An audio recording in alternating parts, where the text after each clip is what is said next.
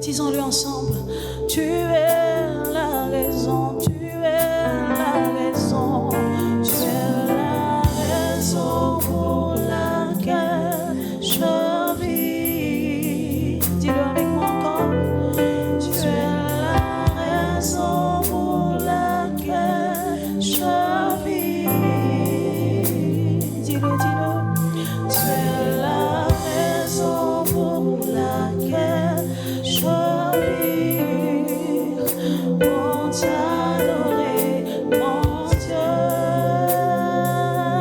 Dis-le encore. Tu es la raison, tu es la raison.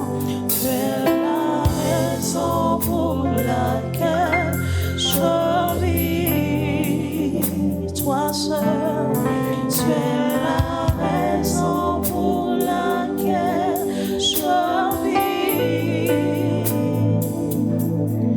Tu es la raison pour laquelle je vis. Pour t'adorer, mon Dieu. On va le dire encore de tout notre cœur. Disons à Jésus qu'il est la raison pour laquelle tu es la raison pour laquelle je vis. Tu es la raison pour laquelle je vis. Tu es la raison pour laquelle je vis. Seigneur, nous n'avons que toi. Nous n'avons que toi. C'est toi notre raison de vivre. Tu es la raison. Tu es la raison pour laquelle je vis. Pour t'adorer, mon Dieu. Merci Seigneur. Alléluia. Bien-aimé, comme j'ai l'habitude parfois de le dire, toute une éternité ne suffirait pas pour qu'on puisse adorer notre Seigneur Dieu. Alléluia. Nous sommes présentement à l'heure de la parole. Et certainement la louange et l'adoration est venue pour te disposer, préparer ton cœur. Tu vas baisser la tête, tu vas prier. Tu vas demander à Dieu de te parler. Que rien ne fasse obstacle à ce que cette parole-là qui va être envoyée, que rien ne fasse obstacle de sorte que cette parole ne puisse pas produire son effet en toi. Tu vas demander à Dieu de te parler par sa parole. Élevons la voix, prions le Seigneur. Excellent Père de grâce, nous voulons te prier pour ce moment de parole. La Bible dit qu'il envoya sa parole et les guérit. Certainement par ta parole, tu veux guérir nos cœurs, tu veux nous parler, tu veux nous restaurer, tu veux nous bénir. Nous te recommandons ce moment de parole dans le nom de Jésus. Prends le contrôle de nos cœurs et que tout esprit de distraction se loigne de nous dans le nom de Jésus. Tout esprit d'assoupissement, de paresse spirituelle soit lié maintenant dans le nom de Jésus. Prends le contrôle des amis de ce moment. Nous recommandons ton serviteur. Ne lui accorde pas ton esprit avec mesure et donne-lui, ô Dieu des amis, de distribuer ta parole comme tu l'as prédestiné. Que toute l'honneur, la louange et l'adoration te reviennent. Et c'est en ton nom précieux, ô Jésus, que nous avons prié. Que la main du Dieu de toute éternité continue de reposer sur vous. Nous vous saluons dans le précieux et beau nom de notre Seigneur Jésus-Christ. Nous sommes par la grâce du Seigneur, bien évidemment, à l'église l'Abreuvoir et nous voulons une fois de plus rendre grâce à Dieu pour l'œuvre qu'il est en train d'abattre au milieu de cette assemblée-là. N'est-ce pas une réserve qu'il s'est mise à part pour accomplir ses desseins, accomplir sa volonté, faire ce qu'il a décidé de faire en 7 ans, en cette saison et pour une très bonne période de temps. Que son Seigneur soit glorifié, de ce qu'il a permis que tu sois l'un de ses choix, n'est-ce pas, pour accompagner cette œuvre qu'il est en train de bâtir pour la gloire de son nom. Alléluia. Jean chapitre 1 est le passage que nous allons considérer, nous parle de quelque chose de fort important qu'il plaira au Seigneur, n'est-ce pas, de nous donner de comprendre. Et je compte sur sa grâce afin que chacun de nous puisse percevoir ce que l'Esprit a à communiquer à nos cœurs ce matin. Jean chapitre 1, verset 35, 36, 37, 38, 39, 40. Allons-y, mon frère. Le lendemain, Jean était encore là, avec 2 de ses disciples. Et, ayant regardé Jésus qui passait, il dit, « Voici l'agneau de Dieu. » Alléluia. On va poser là juste un instant. Alors la Bible nous fait comprendre ici, n'est-ce pas, une position qui avait été adoptée par le prophète Jean-Baptiste.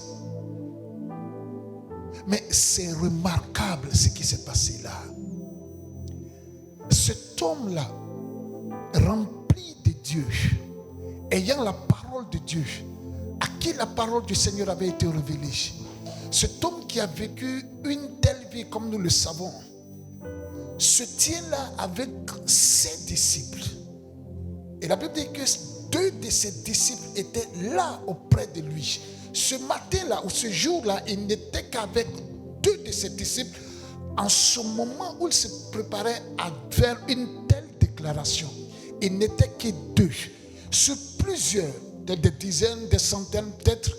Mais en ce moment-là, au moment où il était prêt à donner cette déclaration, cette proclamation, cette affirmation puissante, il n'était que 2. Et Jean voit un jeune homme passer. Arrêté là avec 2 de ses disciples, il proclame haut et fort, avec puissance et force. Et qu'est-ce qu'il dit au verset 36, s'il te plaît? Et ayant regardé Jésus qui passait, il dit, « Voici l'agneau de Dieu. » Il regarde Jésus passer. Quelle était la démarche du Seigneur? Marchait-il rapidement, lentement, normalement? On ne le saura pas. Mais la Bible dit que Jean s'arrête là, il regarde.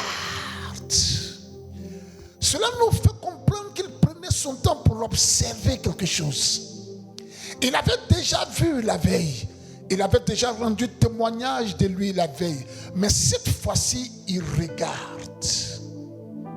Ah, qu'il plaise au Seigneur de nous accorder la grâce de la compréhension au nom de Jésus. Alléluia. L'homme peut rendre témoignage d'un serviteur de Dieu. L'homme peut rendre témoignage de l'onction qu'il porte. L'homme peut rendre témoignage de la puissance qui est sur sa vie. L'homme peut rendre témoignage des miracles et des choses qu'il accomplit.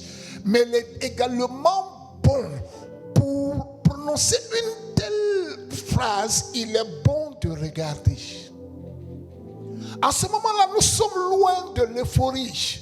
Nous sommes loin de « Waouh, il prêche bien ». Nous sommes loin de « Mais les miracles s'accomplissent ». Nous sommes loin de la star que nous voyons de l'autre côté. Loin de cela. Il est bon maintenant, au milieu de la foule, Jean a fait une telle déclaration. L'Esprit de Dieu est descendu sur lui sous forme d'une colombe. Et il a dit ce qu'il fallait dire. Le ciel a parlé, tout le monde a entendu. Mais cette fois-ci, pour confirmer ce qu'il avait dit la veille, il prend le temps d'observer. Il prend le temps de regarder minutieusement. Et qu'est-ce qu'il fait? Il donne cette parole-là. Qu'est-ce qu'il dit? La parole qu'il dit au verset 36, la dernière partie. Voilà l'agneau de Dieu. Voilà l'agneau de Dieu. Après avoir pris un temps d'observation, de regard profond, de méditation, il regardait comment Christ marchait. Il regardait comment Christ passait. Quelle était la démarche, l'attitude qu'il avait, le comportement qu'il avait, la façon de se comporter qu'il avait. Comment est-ce qu'il faisait? Comment est-ce qu'il parlait à ceux qu'il croisait? Comment il évitait ceux qu'il croisait? Comment il entrait en contact avec ceux qui venaient vers lui ou ceux qui le dépassaient? Qu'est-ce qu'il faisait de particulier? Jean a pris le temps d'observer toutes ces choses et il dit, voilà l'agneau de Dieu. Ah, Qu'il en soit ainsi également pour nous dans le nom de Jésus. Que nos témoignages de marche, la façon dont nous passons, la façon dont nous marchons, la façon dont nous nous comportons dans le secret comme, n'est-ce pas, en public, que l'on soit à mesure de dire: voici un enfant de Dieu. Amen, amen. Qu'il en soit ainsi pour chacun de nous dans le nom de Jésus. Voici un enfant de Dieu. Après un moment d'observation, que les gens soient à mesure de dire: voici un enfant de Dieu. Après un moment d'observation, que les gens soient à mesure de dire: voici une église dans laquelle la parole du Seigneur est prêchée. Après un temps d'observation, que les uns et les autres soient à mesure de dire: là se trouve Dieu. Après un moment d'observation, que les gens soient à mesure de dire: ceux-là, ils ne vont pas seulement à l'église, mais c'est de véritables enfants de Dieu dans le nom du Seigneur Jésus-Christ. Que cela soit notre portion au nom de Jésus. Il le regardait passer. On te regarde passer, hein? Ton voisinage te regarde passer. Enfant de Dieu, peuple de l'Abreuvoir, peu importe là où tu te tiens, on te voit passer. Quel est le témoignage qui découle de ton passage?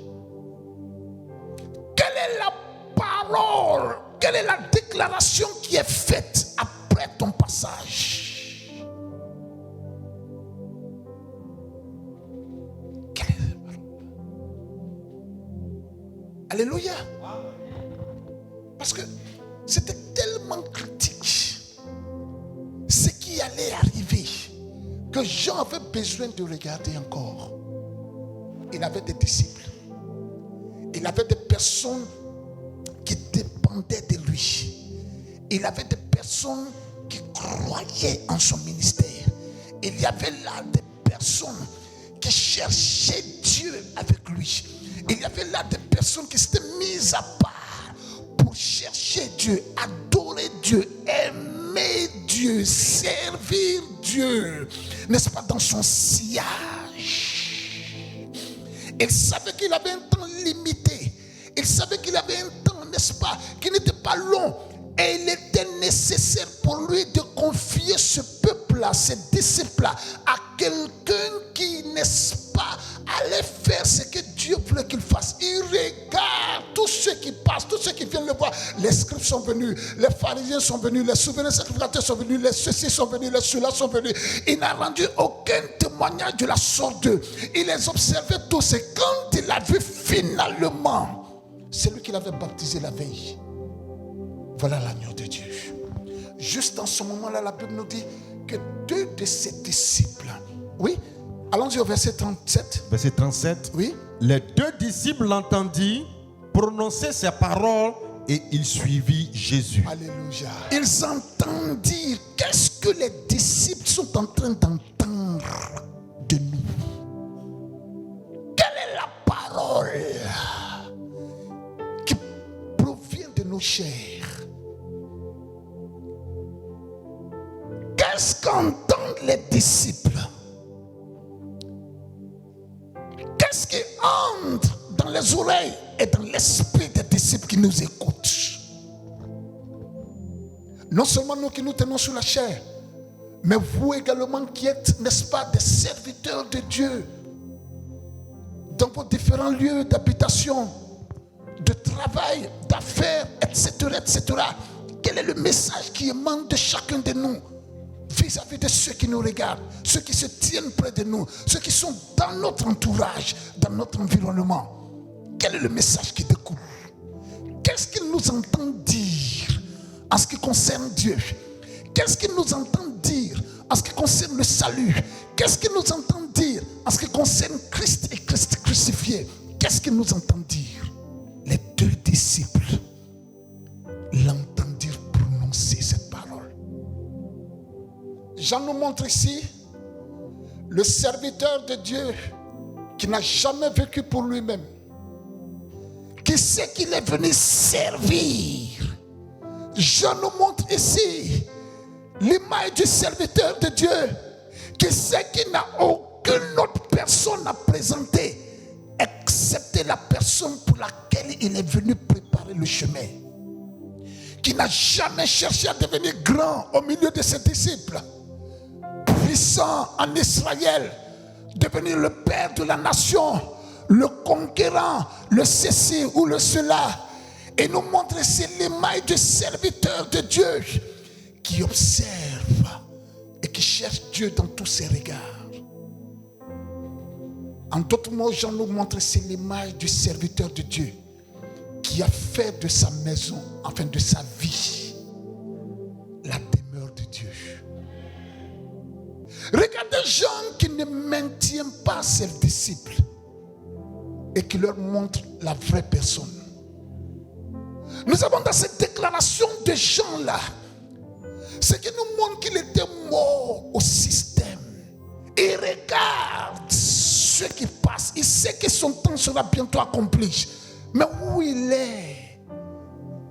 Cette fois-ci, il ne s'agit pas, n'est-ce pas, d'un miracle, d'un prodige où le ciel s'ouvre. Et n'est-ce pas, la colonne descend. Il ne s'agit pas de cela. Quoi qu'il ait vu, il le regarde encore pour voir si dans son comportement, c'est vraiment lui. Il peut avoir reçu l'onction devant nous tous. Il peut avoir reçu la force devant nous tous. Nous avons tous vu le ciel s'ouvrir, la colonne descendre, nous avons entendu la voix.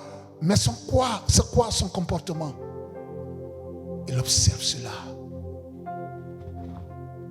Et dès qu'il est rassuré, il montre le chemin à ses disciples.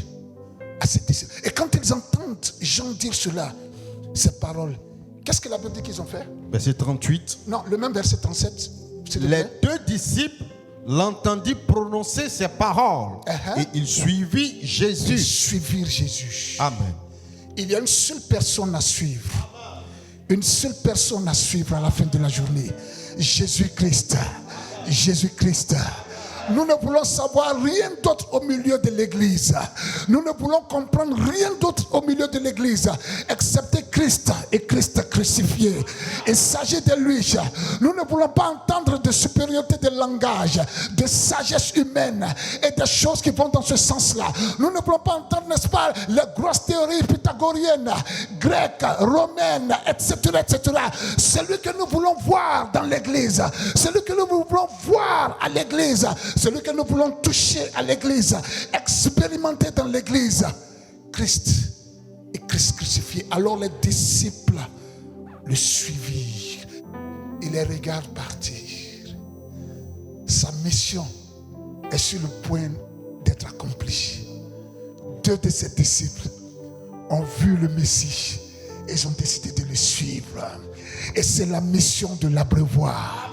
C'est la vision, n'est-ce pas, que Dieu donne à son serviteur dans cette assemblée. Il s'agit de présenter à chaque cœur, à chaque âme, à chaque esprit ici, à chaque corps, à chaque être humain ici. Il s'agit de montrer donc à chacun de nous la personne de Jésus-Christ et qu'on puisse la suivre. Qu'on la suive au nom de Jésus. Qu'on suive Jésus-Christ de Nazareth. Tourne-toi vers ton frère et ta soeur, dis-lui, on suivra Jésus. Regarde-le, touche-le, dis-lui, on suivra Jésus. Verset 38. Jésus se retourna et voyant qu'il le suivait, il leur dit, que cherchez-vous? Il répondit, Rabbi, ce qui signifie maître, où demeures-tu? Ok, les deux disciples quittent donc Jean qui n'a pas peur. Il vient de montrer à ses disciples celui qui baptise de feu et d'esprit. Il vient de montrer à ses disciples son créateur. Et donc le créateur de ses disciples-là. Et ces gens-là se mettent à suivre le Seigneur. Sur quelle distance? Sur combien de distance? Sur combien de temps? Je ne saurais le dire. Mais se sont mis à le suivre. Et puisque celui qui était là, celui qu'il suivait, savait toutes choses, connaissait toutes choses, a senti que deux jeunes gens le suivaient, et s'est peut-être donc retourné et leur a posé la question de savoir, que cherchez-vous? Pourquoi est-ce que vous êtes auprès de moi? Pourquoi est-ce que vous prenez la direction que je prends? Que cherchez-vous? C'est une question qui doit retentir dans nos cœurs, dans nos oreilles. dans nos assemblées. Que cherchons-nous? Dimanche après dimanche, que cherches-tu? Jour après jour, que cherches-tu? Que cherchez-vous? Vous qui avez décidé de me suivre, qui avez décidé de laisser toutes ces choses-là, laisser les enseignements de l'autre côté et venir ici, que cherchez-vous? C'est l'une des premières questions que le Seigneur nous pose dans le livre de Jean. Et c'est une question pertinente à mon sens. Et qu'est-ce qui se passe toujours dans le verset 38 là? Qu'est-ce qu'ils disent? Rabbi, ce qui signifie maître, où demeures-tu? Ok. Une question leur a été posée. Qu'est-ce qu'ils font? Ils posent aussi une question. Mais une question, la question qu'ils posent est une question qui a même une réponse. Où demeures-tu? On te pose question, tu réponds par une question. Mais dans cette question-là, nous pouvons voir une sorte de réponse, une sorte d'affirmation. Ils reconnaissent en lui le maître tout de suite. Tout de suite. Ils reconnaissent en lui le maître.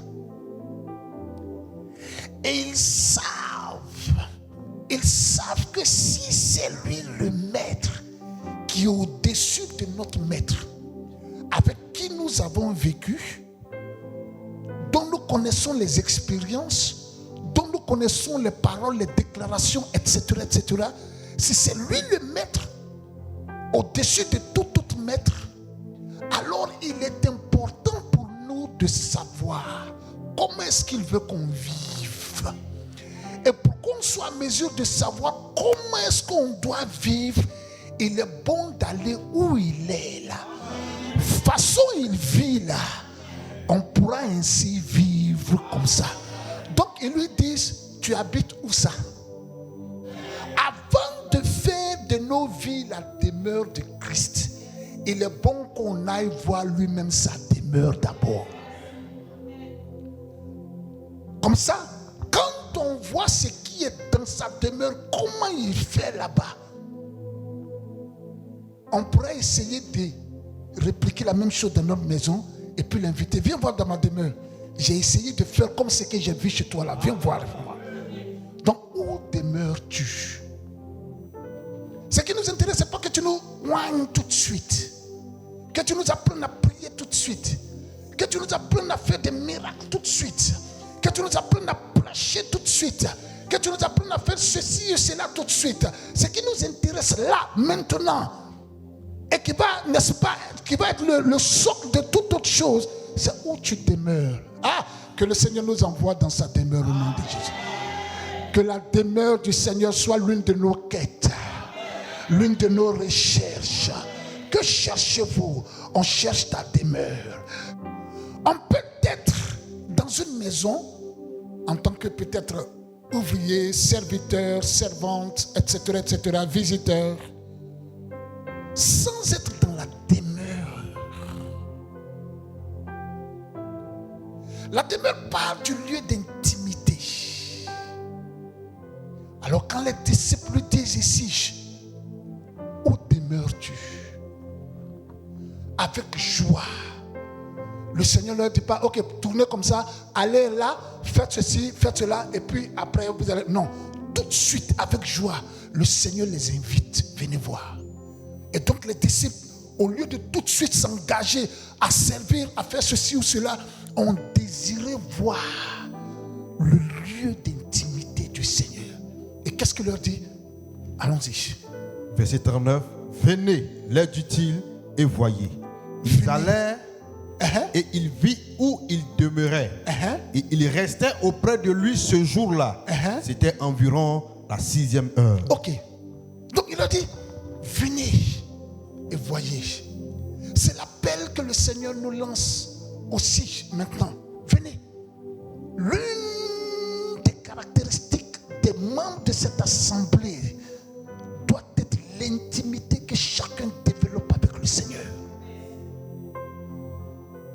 il n'y a pas de tergiversation. Il n'y a pas, n'est-ce pas, d'autres alternatives. Venez, c'est une invitation. Venez, c'est une invitation. Et voyez par vous-même ce qui est dans ma demeure, pour que je la transfère dans vos vies. Venez regarder. La Bible dit, oui, venez, leur dit-il, et voyez. Et voyez. Ils allèrent et ils virent où ils demeuraient.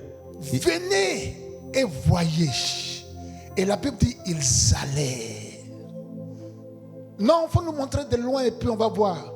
Ou bien telle personne va nous aider à regarder, puis il va venir nous dire ce qu'il y a là-bas. Non. Venez vous-même et voyez. C'est des endroits, possiblement, la Bible ne nous a pas dit que Jean est allé voir cet endroit-là. Il y avait en ce temps-là des souverains sacrificateurs. Il y avait en ce temps-là, n'est-ce pas, des pharisiens. Il y avait en ce moment-là, n'est-ce pas, des docteurs de la loi. Il y avait en ce moment-là, n'est-ce pas, des gens puissants, riches, forts, dominateurs, célèbres, tant chez les Romains que chez les Juifs. Il y avait, n'est-ce pas, en ce temps-là, des gens qui étaient des gardiens de la morale juive, des gardiens de la loi juive. Il y avait en ce temps-là des gens qu'on acclamait, qu'on célébrait. Il y avait des gens d'une certaine carrure qui vivaient à cette époque-là, qui étaient contemporains de Christ. Mais à aucune de ces personnes-là, il a lancé une telle invitation. Il n'a lancé l'invitation qu'à deux jeunes gens qui cherchaient à savoir qui il était. L'une des raisons pour lesquelles nous voyons un christianisme faible dans notre nation et dans les nations alentours, c'est certainement parce que nous nous sommes tous arrêtés quelque part à un niveau, n'est-ce pas, de témoignage public du Seigneur sans chercher à entrer dans son intimité. Nous sommes restés au niveau superficiel. Et en ce qui concerne le Seigneur, l'une des dispositions, ou la plus grande des dispositions à prendre ici, dans le texte que nous sommes en train de considérer, c'est de venir dans sa demeure lui-même. Ah, que le chemin nous soit montré. Que la disposition de cœur nous soit donnée. Dans le précieux nom du Seigneur Jésus-Christ. Parce que dans l'intimité du Seigneur, il y a tellement de choses qu'il va faire ressortir de nous. Il va chasser ces choses de nos vies et il va nous transformer pour devenir d'autres personnes. Alléluia. Amen. Alléluia. Amen. Et comme la série a été faite par le pasteur récemment, des hommes qui pardonnent, des femmes qui pardonnent. Ça, c'est un élément qui émane de la demeure de Dieu. Si tu ne rentres pas dans la demeure de Dieu pour voir cela, tu ne pourras pas répliquer ça dans ta demeure quand tu verras de lui, de ta maison, sa demeure.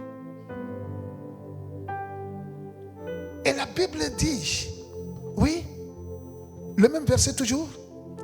Et il restait auprès de lui ce jour-là. C'était environ la 10e heure. Ok. Donc ils allèrent et ils virent. Ils virent.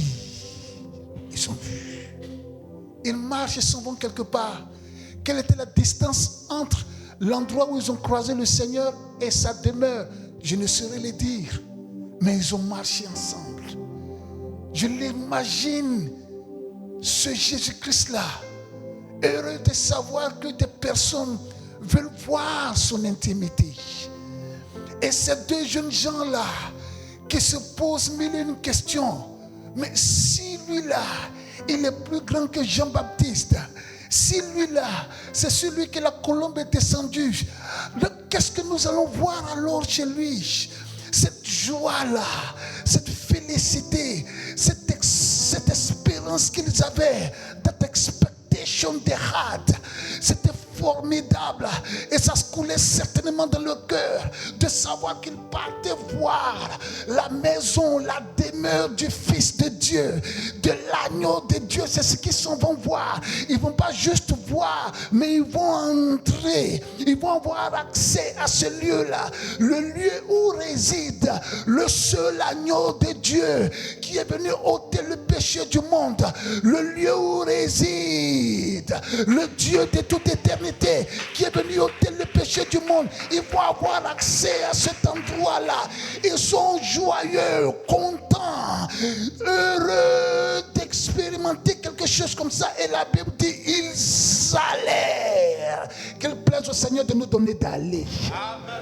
Oh, il y a un autre pas à franchir. Il y a un autre pas à franchir. Il s'agit de nous lever, d'aller. Ils allèrent. Et quand ils sont allés, leurs yeux ont vu. Ah, c'est ici que tu habites. Ah, ok. On voulait juste voir. Et puis, on va aller dire à Jean que nous, on connaît chez toi. Nous, là, on connaît chez toi. Non, ce n'était pas ça leur quête. Qu'est-ce que la Bible dit toujours dans le verset là? Dans le verset. Ils allèrent et il vit où il demeurait. Et il restait auprès de lui ce jour-là. Il ne s'agira pas donc d'aller de voir. Ah, je sais où il habite là-bas. Non. Il est question de rester avec lui. Dans sa demeure. Ils ont senti l'odeur qui émanait de cette demeure-là. Ils ont touché les meubles, s'il en avait, sur lesquels Christ se posait. Il était menuisier, rappelez-vous. Il y avait peut-être des meubles dans sa maison, dans sa demeure.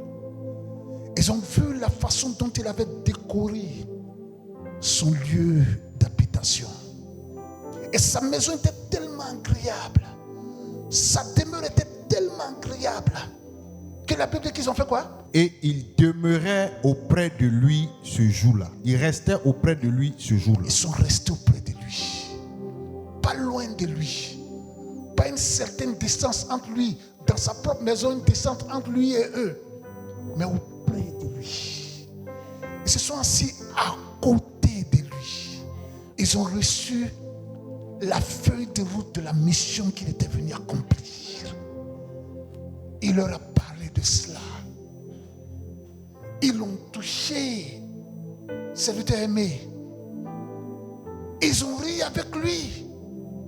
À un moment donné, parce que la Bible dit que c'était la 10e heure. Donc on était autour de 15h, 16h. 10e heure, certainement qu'ils avaient un petit repas à partager ensemble. Peut-être c'est possible. Jean s'est arrêté. Il a laissé ses disciples aller expérimenter ce qu'il n'avait pas expérimenté lui-même. Et là, qu'est-ce qui se passe? Dans ce temps-là, il reste avec le maître de la vie. Ils écoutent, ils entendent, ils expérimentent, ils rient, ils parlent de ceci, ils parlent de cela. Il leur dit tout ce qu'ils devaient entendre pendant tout ce temps-là. Et qu'est-ce que la Bible dit par la suite? Au verset 40, André, frère de Simon-Pierre, était l'un des deux qui avait entendu les paroles de Jean et qui avait suivi Jésus. D'accord? Ce fut lui qui rencontra le premier son frère Simon et lui dit: nous avons trouvé le Messie. Nous avons trouvé le Messie. Ce qui signifie Christ. Christ, nous l'avons trouvé. Nous ne l'avons trouvé pas basé sur seulement ce qu'on a entendu, ce qu'on a vu hier, le phénoménal prodige que Dieu a fait en ouvrant le ciel, en faisant descendre la colombe sur lui. Ce n'est pas sur ça seulement que nous nous basons. Nous sommes allés dans son intimité, on a vu que c'était lui. Qu'il plaise au Seigneur de nous accorder la grâce de savoir, de connaître Christ et Christ crucifié à partir de l'intimité que nous avons vue sur l'autorité de la parole de Dieu. Amen. Alors quand André sort d'une telle présence de Dieu, un élément du Seigneur est tombé sur lui sans qu'il ne s'en rende forcément compte. C'est l'élément appelé les âmes à lui. Quand on fait de sa vie la demeure de Dieu, l'un des éléments tout de suite qui vient sur nous, en nous, émanant de Dieu, c'est l'élément qui nous donne, la grâce qui nous donne n'est-ce pas, d'aller chercher des âmes pour lui. Et là, il vient. Nous avons trouvé le Messie. Pierre. Mais où es-tu? Oh, Pierre. On a trouvé le Messie. Ah bon, où ça? On allait jusqu'à chez lui. Tu te souviens que on l'avait vu hier et puis la colombe est descendue. On allait chez lui. On l'a vu. On a peut-être mangé avec lui. On l'a touché. Il nous a dit telle et telle chose. On a échangé avec lui. Il nous a donné telle et telle chose. Pierre, si tu rentres chez lui, ça demeure. Mais c'est pas possible. Lui là, vraiment, c'est lui le Messie. Jean nous avait dit ça, on l'a suivi en même temps. Mais nous-mêmes, on allait voir Pierre. On a trouvé le Messie. La conviction d'évangélisation. La conviction dans l'évangélisation. Quand on fait de notre vie la demeure de Christ, c'est l'une des choses qu'il nous accorde. On ne peut pas être satisfait lorsqu'on traverse un mois, une année sans avoir présenté Christ à une âme. Et quand ils sont sortis de là, l'une des choses remarquables, André est devenu évangéliste automatiquement. Automatiquement. Le premier à rendre témoignage de Christ en tant que Messie, dans le livre de Jean, c'est André. Parce qu'il était le premier, avec l'autre dont on ne mentionne pas le nom, à entrer dans l'intimité, dans la demeure. Il sort de là, c'est terminé. Regardez un autre groupe de personnes qui est allé également chercher Christ. Jean 18, verset 1 à 2. Lorsqu'il eut dit ces choses, Jésus alla avec ses disciples de l'autre côté du torrent du Cédron, où se trouvait un jardin dans lequel il entra, lui et ses disciples. Judas, qui le livrait, connaissait ce lieu parce que Jésus et ses disciples s'y étaient souvent réunis. Oui, Judas, voilà. donc, ayant pris la cohorte et des huissiers, quand voyaient les principaux sacrificateurs et les pharisiens, vint là avec des lanternes, des flambeaux et des armes. Jésus, sachant tout ce qui devait lui arriver, s'avança et leur dit: Qui cherchez-vous? Et il lui répondit: Jésus de Nazareth. Jésus leur dit: C'est moi. Et Judas, qui le livrait, était avec eux. Verset 6. Oui. Lorsque Jésus leur eut dit: C'est moi, ils reculaient et tombaient par terre. Il leur demanda de nouveau: Qui cherchez-vous? Il leur dit: Jésus de Nazareth. Jésus répondit: Je vous ai dit que c'est moi. Si donc c'est moi que vous cherchez, laissez aller ceux-ci. Et il dit cela afin que s'accomplisse la parole qu'il avait dite: Je n'ai perdu aucun de ceux que tu m'as donnés. Alléluia. Amen.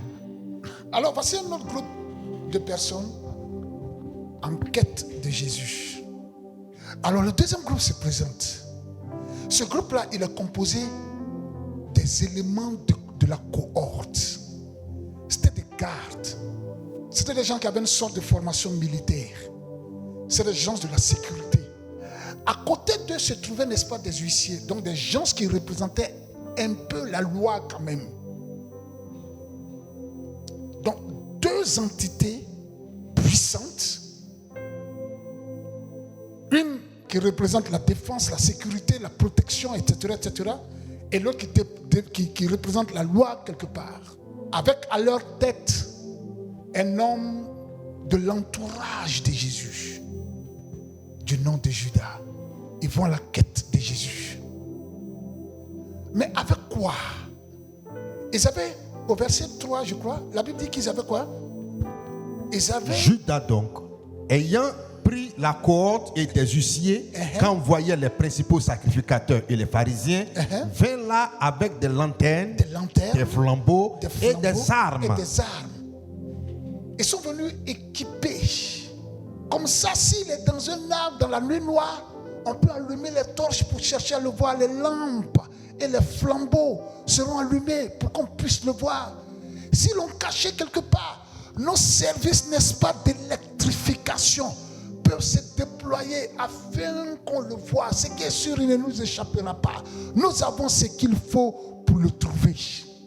Et quand on le découvrira, quand on le trouvera, s'il essaie de s'enfuir, nous avons les armes nécessaires pour le dissuader. Mais comment ils vont le trouver? Judas les mène. Judas qui était le trésorier dans le groupe de Jésus, il est devenu leader des militaires et des huissiers. C'est lui leur patron désormais. Il ne jure que par lui. C'est lui qui mène. Où Jésus se trouve, il va le découvrir. Et les voleurs arrivent dans ce jardin-là. Christ sait qu'ils arrivent. Il connaît toutes choses, mais laisse faire. Quand ils arrivent donc, le Seigneur se présente. Une question qui n'est pas loin de la question qu'il avait posée à André et à l'autre disciple vient en surface. Mais cette fois-ci, au lieu de que, il dit qui? Qui cherchez-vous? Et cela ne cherche pas sa demeure. Cela ne cherche pas sa maison, l'endroit où il vit et tout ça. C'est lui qu'il veut voir directement. Lui, la personne la plus puissante, le créateur de tout. C'est lui en qui se trouve tout. C'est lui qui est le Verbe de Dieu. C'est lui qu'il veut. Mais quelle formidable quête. C'est remarquable, c'est formidable, c'est glorieux que de voir des gens qui cherchent Dieu lui-même, qui cherchent le Messie lui-même, qui veulent voir, croiser, expérimenter, toucher, observer le Messie. Et il ne leur donne pas d'autre invitation. Il ne les envoie pas quelque part, il dit c'est moi. Sauf que ceux-là étaient venus pour prendre Jésus et le tuer. Ils avaient tout ce qu'il fallait. Tout l'armada nécessaire. Tout l'équipement nécessaire. Nous avons dans notre monde aujourd'hui, dans le monde ecclésiastique, des personnes qui ont tout. Tout l'armada nécessaire. Tout l'arsenal nécessaire, la flotte nécessaire, l'équipement nécessaire, le langage nécessaire, les instruments nécessaires, les renseignements nécessaires, les enseignements nécessaires pour trouver Christ. Mais quand ils le trouvent, qu'est-ce qu'ils en font? Ils le tuent. C'est ainsi que dans la plupart de nos églises, quoi qu'il y ait de grandes, grosses, formidables choses à la vue des hommes, Christ a été mis à part, mis à l'écart, rejeté. On l'a vu, on l'a trouvé, on l'a saisi, on l'a présenté à tous nos adeptes, à tous nos suiveurs, et on l'a mis hors d'état de nuire. Des serviteurs de Dieu qui sont devenus des Judas. Ils ont trouvé Jésus. Ils ont mené la cohorte à Jésus. Ils ont mené les huissiers à Jésus. On serait là pour dire gloire à Dieu. Au moins des officiers sont devenus chrétiens. Ils se sont repentis. Merci Seigneur. Des hommes de loi, des hommes qui ont fait le droit, etc., ont connu le Seigneur. Judas les a envoyés au Seigneur. Oh, merci Seigneur. Dieu soit loué. Regardez comment ils sont pressés de suivre Judas afin de connaître Jésus-Christ. Dieu soit béni. Sauf que quand ils l'ont trouvé, tué. Comme je l'ai dit tout à l'heure, vous avez des flambeaux également. Quand on parle de flambeau, on parle bien sûr de la relève quelque part. Ils ont passé ce flambeau-là à des générations, à des générations, à des générations, jusqu'à la nôtre. Ce flambeau-là existe encore. Des hommes qui étaient dans le groupe de ceux qui marchaient avec Christ sont sortis de ce groupe-là. Et ils ont mené des bataillons d'hommes femmes, des centaines de milliers, voire des millions de personnes à leur suite. Quand on leur a posé des questions de savoir, mais où est-ce que vous allez? Ils nous ont dit qu'ils partaient chercher Jésus. Encore une fois, quand ils l'ont croisé, ils l'ont fait sortir de l'église. Parce qu'ils avaient le moyen financier. Tout comme Judas qui gardait la bourse. Parce qu'ils avaient des hommes de grande valeur dans leur groupe. Comme des hommes de la cohorte. Comme ces huissiers. Ils avaient tout cela. Quand ils sont allés, nous tous on rendait grâce à Dieu. On a clamé le Seigneur. Oh, des hommes qui sont sortis pour chercher Christ. Mais c'est merveilleux. Oh, Dieu soit béni. Alléluia. Amen. Merci Seigneur. Des hommes sont à la recherche de Dieu dans la nuit noire. Ils n'ont pas cherché à dormir. Ils n'ont pas cherché à aller se reposer. Ils sont venus chercher Christ. Dieu soit loué. Sauf que quand ils l'ont trouvé, ils l'ont banni de l'église. On te laisse aujourd'hui. Si on te voit dans l'église encore, tu apprends. Mettez-vous à la porte. Vous les gars de la cohorte, ne le laissez pas entrer ici. Des hommes qui ont rendu témoignage de grandes expériences qu'ils ont connues avec le Seigneur. Des hommes qui nous ont fait croire qu'ils ont reçu telle et telle vision, tel et tel mandat du Seigneur. Quand ils sont venus et se sont installés, qu'est-ce qu'ils ont fait de Christ? Ils l'ont saisi. Et les hommes de leur cohorte l'ont chassé hors de l'église.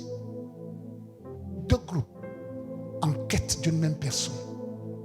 À ce deuxième groupe-là, le Seigneur n'a même pas laissé le temps qu'il fouille pour voir. Ah, mais parmi les disciples même, c'est qui même lui là? Comment on peut le savoir? On peut savoir que c'est lui-même. Comment on peut savoir? Parce qu'il était tellement avec eux qu'on ne savait pas vraiment qui c'était. Il n'a même pas donné le temps de recherche à ce deuxième groupe-là. Il s'est révélé directement. Des personnes ont connu des expériences. Ils ont vu Christ. Il y en a parmi nous aussi qui cherchent à voir le Seigneur, qui ne l'ont pas eu, qui ne l'ont pas vu, qui n'ont pas encore eu l'occasion, qui cherchent à avoir de grandes expériences avec le Seigneur, qui n'ont pas encore eu cette occasion-là. Ceux-là sont venus et puis automatiquement, quand ils ont dit, mais qui cherchez-vous? Ils ont dit, on cherche Jésus. Il dit, mais c'est moi. Ils l'ont vu, ils l'ont touché, ils l'ont entendu. Et même quand il a dit, c'est moi, tout de suite, il y a une puissance qui s'est dégagée. Ils sont tous tombés par l'arrière. Au lieu de prendre garde et conscience de cela, qu'est-ce qu'ils ont fait? Ils se sont levés quand même. L'ordre était de le saisir. L'ordre était de le faire sortir du milieu du peuple d'Israël. L'ordre était qu'on le crucifie. Crucifiez-le. Et se sont attelés à cela jusqu'à aujourd'hui. Sur les réseaux sociaux, dans les radios, les télévisions, celui qui est le plus vilipendé s'appelle Jésus-Christ. Celui qui est le plus rejeté s'appelle Jésus-Christ. Celui pour lequel l'on n'a plus d'égard s'appelle Jésus-Christ. Ils auraient pu dire, ah mais c'est toi Jésus. Mais on t'a cherché pendant tout ce temps. Oh. Viens dans nos cœurs. Viens dans nos vies. Maintenant que nous t'avons trouvé, on n'a plus besoin de ces lanternes qui nous ont été données, de ces flambeaux, de ces âmes qui nous ont été données. Tu es la lumière. Tu nous suffis largement. Tu es notre défense, notre protection. Tu es l'arme de laquelle nous avons besoin pour continuer la marche dans ce monde. Nous n'avons plus besoin de ces armes-là. Viens. Non. C'est toi Jésus? Oui, c'est moi Jésus. Ils sont tombés, ils se sont relevés. C'est toi Jésus? Oui, c'est moi Jésus. Ils l'ont saisi. Allez. C'est vrai que demain tu seras crucifié, non? Demain on va te crucifier de la plus belle des manières. Et c'est ce qu'ils ont réussi à faire. Jetant le Seigneur hors de l'église. Et essayant de mettre sur lui une certaine ignominie. Une certaine ignominie. Dans lequel de ces groupes te correspond le plus? Combien sommes-nous aujourd'hui qui contribuons à la mort de l'œuvre de Dieu? À la mort, à la déchéance de la cause céleste, à la décadence des choses spirituelles. N'est-ce pas que nous sommes tous devenus adeptes des choses qui ne confessent pas Christ? Le premier groupe l'a vu. Il est entré dans sa demeure. Le deuxième groupe l'a vu et a craché sur sa demeure. Le premier groupe l'a vu et est entré en alliance avec lui. Le deuxième groupe l'a vu et a versé son sang. Le premier groupe l'a vu et l'a aimé, l'a célébré et a rendu témoignage de lui. Le deuxième groupe l'a vu, il est tombé, il s'est relevé pour s'armer davantage et pour aller contre lui, pour ôter son nom de la surface de la terre. Mais Dieu soit béni. Son nom est toujours au-dessus de tout autre nom. Et tu peux continuer à lui faire confiance. Ta maison deviendra sa demeure. Ta maison deviendra sa demeure. Ta maison deviendra sa demeure. Ta vie deviendra sa demeure. Ta vie deviendra sa demeure. Si tu crois en cela, dis Alléluia. Alléluia. Est-ce que nous pouvons nous tenir debout? Qu'est-ce que tu as? Que cherches-tu? Qui cherches-tu? Dans ta quête, dans les mesures, les dispositions que tu as prises pour chercher, qu'est-ce que tu as? Rien que ton cœur? Ou bien toi aussi tu as des lanternes, des flambeaux, des arts, pour que dès que tu l'attrapes, tu le traînes devant les tribunaux. Qu'est-ce que tu as? Juste ton cœur? Qu'est-ce que tu as? Quel est ton groupe? Peut-il faire de ta maison sa demeure? Parce que tu as vu sa demeure. Alors, je t'invite à prier et à parler au Seigneur.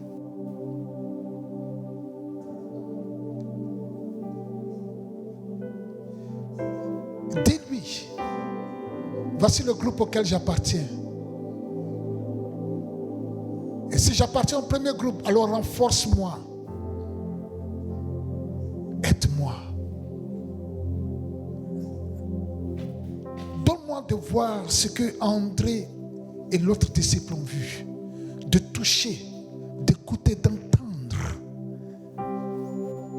de sentir, de ressentir, de manger, de boire ce qu'André et l'autre disciple a expérimenté ce jour-là. Oh, fais-le pour moi, Seigneur.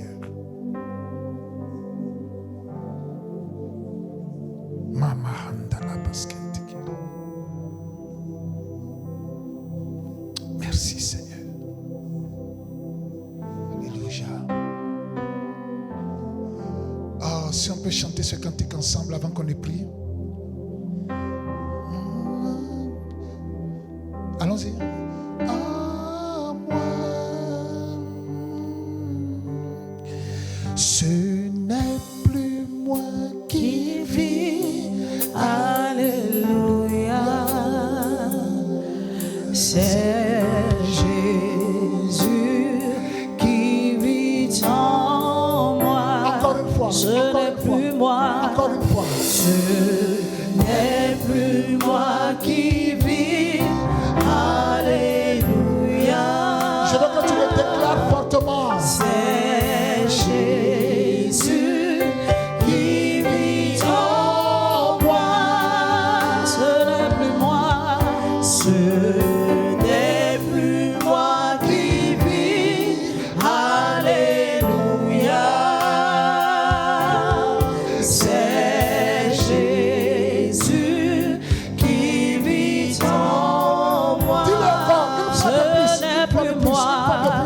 n'est plus moi qui vis.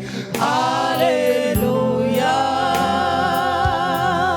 C'est Jésus qui vit en moi. Ce n'est plus moi qui vis. Alléluia. C'est Jésus qui vit en moi.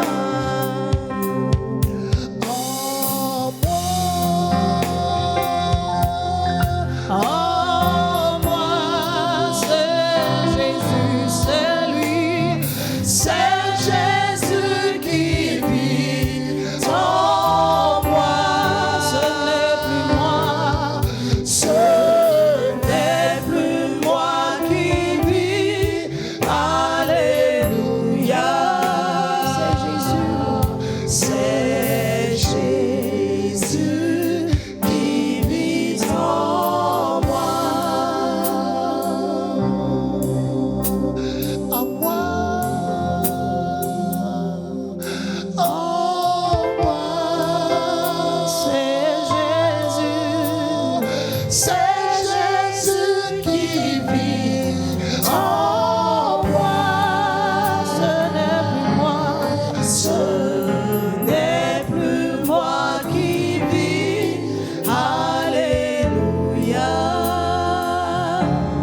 C'est Jésus qui vit en moi. Alors la dernière prière que nous allons faire, c'est Seigneur, mon frère et moi, ma soeur et moi,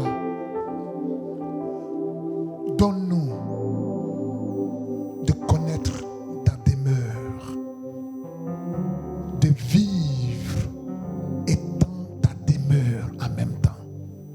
Prie pour ton frère que tu as saisi, prie pour ta soeur que tu as saisie. Prie, prie pour lui. Le frère que tu as attrapé, la soeur que tu as attrapé, prie pour lui, prie pour elle.